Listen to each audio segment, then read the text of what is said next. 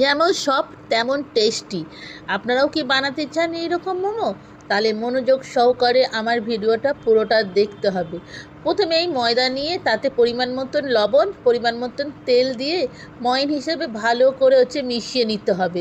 ময়দা, লবণ আর তেল ভালো করে যখন মিশে যাবে, এবার ওপর থেকে আস্তে করে জল একটু খানিকটা দিয়ে ময়দাটাকে মেখে রাখতে হবে।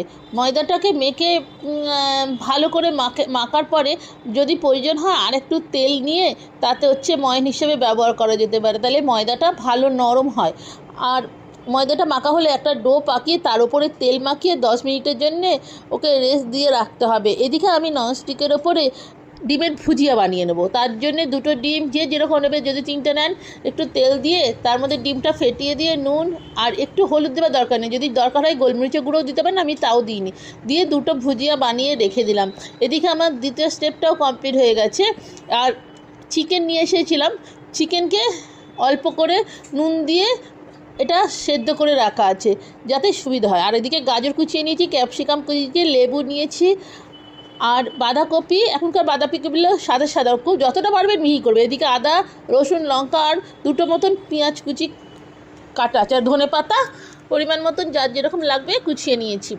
আর নিয়ে এবার থালাতে, বড় থালাতে বাঁধাকপিটা দিয়ে দিয়েছি, তার সঙ্গে গাজর কুচিগুলো সবটা। একটু কালারফুল আনতে গেলে যদি বাঁধাকপিটা সবুজ সবুজ হয় না, বেশি দেখতে ভাল লাগে। এবার গাজর, যদি আপনাদের বিনস থাকে বিনস দিতে পারেন, পেঁয়াজকলি থাকে দিতে পারেন, কিন্তু আমার ছিল না। যাই হোক, ঘরে যেটা ছিল ক্যাপসিকাম ছিল আর ধনে পাতা কুচি, গাজর কুচি যতটা পারা যাবে মিহি করে নিলে তাহলে সুবিধা। যদি মনে করেন একটু গাজরটা, বাঁধাকপিটা বয়েল করে নেবেন তাও করা যাবে। পেঁয়াজটাকে কুচিয়ে রেখেছিলাম সেগুলো দিয়ে দিলাম, তার সঙ্গে একটু আদা কুচি, রসুন কুচি আর লঙ্কা কুচি সব এক জায়গায় নিয়ে নিতে নিয়ে নিলাম। এবার ওপর থেকে খানিকটা নুন, লঙ্কা যদি পাকা কাঁচা লঙ্কা দিই, তার ক্যাপসিকাম যদি দু রকম 3 রকম হয়, একটু লেবুর রস দিয়ে দিলাম। লেবুর রসে ওগুলো নরমও হয়ে যাবে, একটু টেস্টটাও ভালো লাগবে। সেই পাতিলেবুর রস পরিমাণ মতন দিয়ে দিলাম। এর সঙ্গে খানিকটা ভিনিগার ও খানিকটা সোয়া সস দেবো। লেবুটা আমাদের গাছের ছিল না, তাই কিনে আনা হয়েছে বলে এতটাই রস কম যে বেশি করে দিতে হলো। আর ওইদিকে ডিমের ভুজিয়াগুলোকেও নিয়ে নিলাম। ডিমের ভুজিয়াগুলোকে আর একটু ছোটো ছোটো করার জন্য হাত দিয়ে ম্যাশড করে দিলাম। এবার যদি মনে করেন যে নিরামিষ করবেন, সে ডিম আর মাংস দেবেন না, তাতে নিরামিষ করলেও খেতে ভালো লাগবে। যদি এটা শীতকাল হয়, কড়াইশুঁটি থাকবে, বাঁধাকপি ভাপিয়েও নিতে পারেন, আর তার সঙ্গে ফুলকপি দিয়ে দিতে পারেন, আরও ভালো লাগবে। যাই হোক, চিকেনগুলোকে আমি আরও ম্যাশড করে নিয়ে তাতে একটু ভিনিগার এবার দিয়ে দেবো, অল্প করে ভিনিগার আর একটু সোয়া সস দিয়ে দিলাম। আর যেহেতু সোয়া সস দেবো, সেহেতু না এই চিকেনেও একটু নুন দেওয়া আছে, সেদ্ধ ময়দাতেও একটু নুন দেওয়া আছে, তাই এখানে নুনের পরিমাণটা একটু কম দেবো, অল্প একটু নুন দিয়ে নিলাম যাতে বেশি না হয়ে যায়।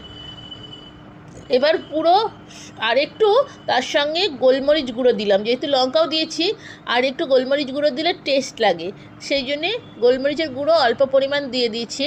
আর দিয়ে এইবার সব কটাকে হাতে জন্য, এবার গরম মশলার গুঁড়ো না দিলেও কিছু নয়, আমি একটু টেস্টের জন্য, একটু গন্ধের জন্য অল্প পরিমাণ গরম মশলা গুঁড়ো দিয়ে দিলাম। এবার খুব যত্ন করে পুরো জিনিসটাকে একটু মেখে রাখলাম। এতে মেখে রাখলে কী হয়েছে, এটা নরমও হবে, জল গলবে, আর এতে আলাদা করে জল দেওয়ার দরকার হবে না, তাহলে নরম হয়ে যাবে। আর খানিকটা আগে এটা মেখে রেখে দিতে হবে, তাহলে নরম হয়ে গেলে না অতটা কচকচ করবে না, না ভাপিয়ে নিলেও চলে যাবে। এবার এটা মাখা কমপ্লিট করে নিয়ে আমি আসছি। যাই হোক, ঘরে মোমো বানিয়ে খেলেও কিন্তু ভালোই লাগে, পুরো দোকানের মতনই লাগে, মনে হয় না যে দোকান থেকে নিয়ে আসা হয়েছে কি বাইরের জিনিস। আর মোমোর সসটাও বানানো হয়, কিন্তু আমি আজকের এমনি ওই টমেটো সস ছিল ঘরে, সেই দিয়েই দেবো, আলাদা করে আর একদিন সসটা দিই। এইবার একটু চাট মশলা ওপর থেকে দিয়ে দিলাম, মানে চাট মশলা ছিল, এটা না থাকলে দেবেন না আপনারা, আমি ছিল বলে ঘরে একটুখানি দিয়ে দিয়েছি, খেতে ভালো লাগবে আর টকটক একটু মুখে লাগবে, সত্যিই সুন্দর টেস্ট হবে। যাই হোক, আমার এই মাখা কমপ্লিট হয়ে গেছে, একটু দেখেছি নরমও হয়ে গেছে, অনেকটা ছিল পরিমাণ, একটু কমেও গেছে। এবার মোমোর ক্যান পাওয়া যায়, আমার আছে, কিন্তু আমি তাও 2 রকমভাবে দেখাবো। যাদের মোমোর ক্যান নেই তারা কি করবে, একটা গামলায় জল দিয়ে ফুটো ফুটো থালা হয়, সেই পাত্রের মধ্যে এরকম করে ছোট ছোট লেচি কেটে নিতে হবে, ছোট ছোট লেচি, তাতে পাতলা করে। আর যদি মোমোটা সোজা বানাতে চান খুব চটপটে, মানে বেশি ডিজাইন না করে, আমার এই প্রসেসটা দেখবেন খুব তাড়াতাড়ি যাবে। পাতলা যতটা পারবেন পাতলা করবেন, দিয়ে এর মধ্যে হচ্ছে কি যে একটু ওই পুরটা দিয়ে দেওয়া হবে। আর পুরটা দিয়ে চারদিক দিয়ে যতটা পুর, এবার হাতে করে পুরটা সোজা করে নিতে হবে। এবার চারদিক দিয়ে জল দিতে হবে, এতে কোনো খাটনি নেই। আর অনেকে আছে না মোমোর ডিজাইন করতে পারে না, যেরকম আমি অতটা ভালো ডিজাইন করতে পারি না, এটা আমার জন্য পারফেক্ট। অনেকটা বড়ও হয়, পেটটাও ভরে যায় দুই একটা খেলে। এই যে এরকম করে নিয়ে ঘুরিয়ে দিলাম, বাস হয়ে গেল খুব তাড়াতাড়ি। এবার ওই ফুটো ফুটো থালার মধ্যে মুখ দুটো যাতে আটকে দিতে হবে, যাতে দেখতে হবে, নাহলে বেরিয়ে যাবে। ফুটো ফুটো থালার মধ্যে দিয়ে দিলাম, হয়ে গেল আমার মোমো। এবার ডিজাইনের এইগুলোও কিনতে পাওয়া যায়, এরকম করেও কিছু না, এরকম পাতলা করে বানিয়ে নিয়ে এর মধ্যে পুর দিয়ে চিপে নিয়ে, যাতে ওই জিনিসটা না বেরিয়ে যায়, পুরটা না বেরিয়ে যায়, ভালো করে চেপে নিয়ে হয়ে গেল। পাশের ময়দাটুকুনি যেটা এক্সেস বেরিয়ে আছে সেটাকে কেটে বাদ দিয়ে দিতে হবে।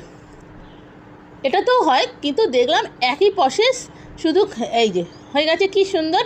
আমার ছাঁচে ফেলে তাড়াতাড়ি, আমি অত হাতে করে পারি না, বাস হয়ে গেল মোমো।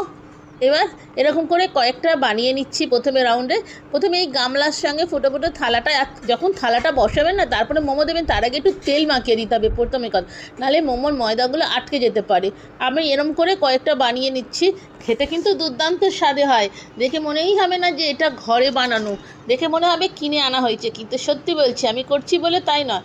আর বাড়ির বাচ্চাদের এরম করে বানিয়ে দিলে কী হচ্ছে, অনেক রকম সবজি খাওয়া হয় ঘরের, আর দোকানের খাবার দরকার হয় না, আর পেটটাও ভরে যায়। সন্ধ্যের সময় টিফিনেও এরকম বানিয়ে দেওয়া যায়, তাতে ওদের স্কুলে টিফিন কি পড়তে গেলে টিফিন, এগুলোতে সুবিধেই হবে।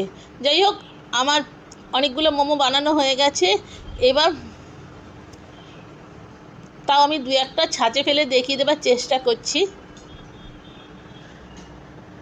আমি জানি না আমার মোমোটা হয়েছে কি না, যারা দেখছেন আমার ভিডিওটা দেখে বলবেন তো এরকম করেই মোমোগুলো বানায় কি না।